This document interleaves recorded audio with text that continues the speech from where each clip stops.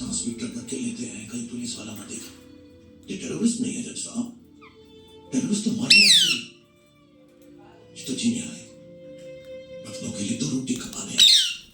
No, you're only thinking of your people, Mr. Dillon. There are more than 500,000 illegal immigrants in this country. You any idea of the number of jobs that our people have lost? आपका गलत साहब, पर आपकी सोच गलत है। हमारे यहाँ रहने से आपकी नौकरियां बढ़ेगी, घटेंगी नहीं। 5 लाख लोग यहाँ खाना खाएंगे तो सोचो कितने ढाबे लगेंगे। 5 लाख लोग यहाँ कपड़े सिलवाएंगे तो सोचो कितने दर्जी लगेंगे। बाल कटवाएंगे तो कितने हजाम लगेंगे। पर वैसे भी हम लोग तो वही नौकरियां करते हैं जो आप लोग करना नहीं चाहते। गटर साफ करते हैं आपकी, गंद उठाते हैं आपका। ये 5 लाख लोगों को अपने देश से हटा कर दे, बैठ जाएगा आपका देश।